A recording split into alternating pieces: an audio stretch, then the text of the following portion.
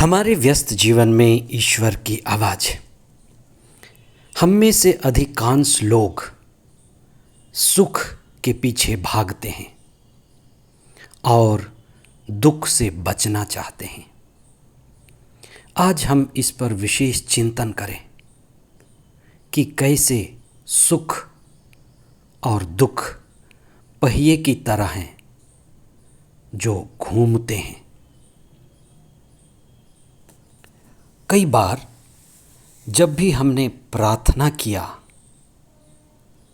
प्रार्थना में मांगा, तो हमें इस पर चिंतन करना है कि हम सुख चाहते हैं,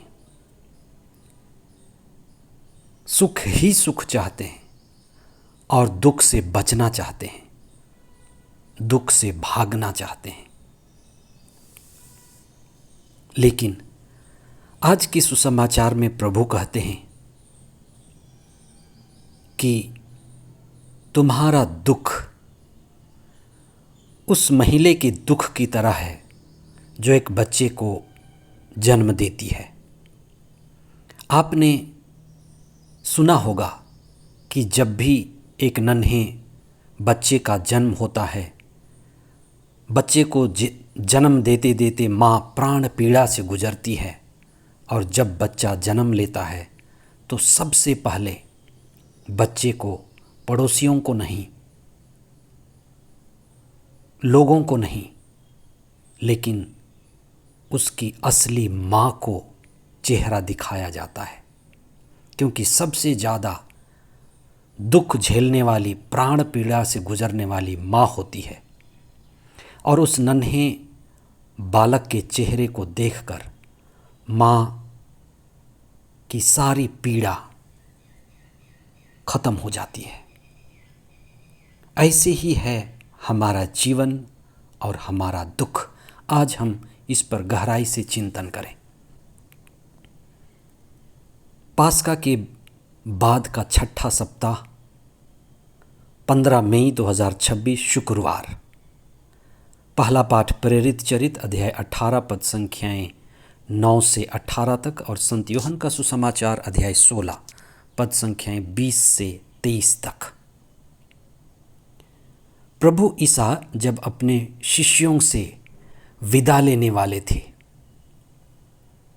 तब उनके शिष्य दुखी हो गए, निराश हो गए, हताश हो गए कि बिना प्रभु ईसा के उनका जीवन कैसे होगा, वे किस तरह से दुख और परेशानी को झेल पाएंगे। उनके चेहरे की झलक, उनके दुख और उनके हृदय की पीड़ा को अनुभव करते हुए ईसा ने अपने शिष्यों को ढाढ़स बंधाया। उनके दुख को अनुभव करते हुए ईसा ने कहा कि इस दुनिया में दुख है, पीड़ा है, परेशानी है, और ये होना भी ज़रूरी है। और यह दुख ऐसा ही है, पीड़ा ऐसा ही है, जैसे एक महिला अपनी संतान को जन्म देती है, और संतान को जन्म देते समय वह प्राण पीड़ा से गुजरती है, अत्यंत दुखी होती है, दर्द झेलती है। मेरा विदाई, बिछुड़न, अलग होना वैसा ही है जैसे बच्चे का अपनी माँ से अलग होना। लेकिन यह ज़रूरी है। माँ 9 महीने से ज़्यादा अपने बच्चे को कोख में नहीं रख सकती, इसलिए ये जन्म पाने का दुख क्षणिक है। इसलिए शिष्यों का दुख भी जन्म पाने जैसे क्षणिक है। वास्तव में प्रिय भाई और प्रिय बहन, इस दुनिया में ना तो दुख हमेशा के लिए है, ना पीड़ा हमेशा के लिए है, ना सुख भी हमेशा के लिए है। जैसे दुख क्षणिक है, वैसे सुख भी क्षणिक है। कोई भी दुख हमेशा के लिए नहीं है, दुख अनंत नहीं है। कष्ट अनंत नहीं है, न ही सुख अनंत है। जो भी हमें मिला हुआ है एक दिन हमसे छीन जाएगा।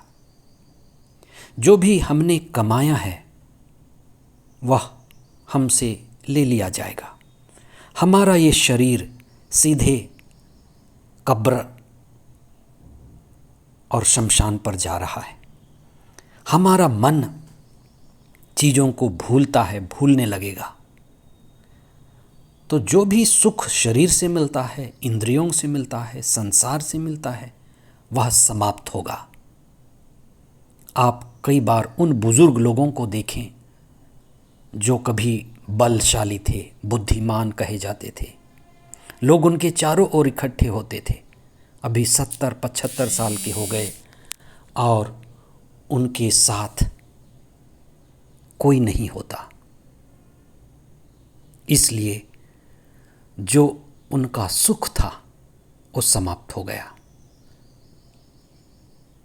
अब क्या जरूरी है? दुख और सुख के बीच में क्या है? ईश्वर की संगति,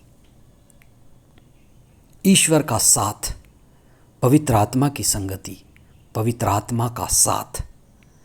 जहाँ ना दुख है, जहाँ ना सुख है, वहीं शांति है। शांति आत्मचेतना है, आत्मबोध होने में है, आत्मा की संगति और आत्मा के अनुभव में है। इसलिए सुख और दुख के बीच हमें ईश्वर की संगति में रहना है। ईश्वर जो इमैनुअल है, सहचर है, उसके साथ चलना है। इसलिए आज के पहले पाठ में ईश्वर का आत्मा, ईश्वर ही संत पौलुस से कहता है कि तुम डरो मत, नहीं डरना, मैं तुम्हारे साथ हूँ। जो तुम्हें बोलना है, सत्य की बातें, प्रेम की बातें, ईश्वर की बातें, धर्मशास्त्र की सत्य बातें, तुम बोलते जाओ। मेरे लोग इस शहर में हैं। संत पौलुस लोगों को नहीं जानते थे। ईश्वर कहता है कि मेरे लोग इस शहर में हैं, मैं तुम्हारी रक्षा करूँगा। यही हमारे लिए सबसे बड़ी ढाढ़स की बात है। इसलिए हम प्रतिदिन प्रार्थना करें, ईश्वर की संगति में रहें, आत्मा की संगति में रहें। संत पौलुस कुछ समय के लिए अपने बाल को नहीं काटे थे, शायद कोई व्रत रखे थे, इसलिए वे आज के पाठ में कहते हैं कि उन्होंने अपने बाल को मुड़वा लिया। कोई विशेष प्रार्थना, विशेष उद्देश्य से प्रार्थना, कठिन समस्याओं के समाधान के लिए प्रार्थना, ईश्वर को समर्पित करते हुए प्रार्थना। इसलिए हम हमेशा याद रखें कि हम इस संसार के नहीं हैं, ईश्वर के राज्य के अधिकारी हैं। ईश्वर हमारे साथ है, वह हमें कभी नहीं छोड़ेगा। इसी विश्वास के साथ, हिम्मत के साथ आगे बढ़ें। आमीन।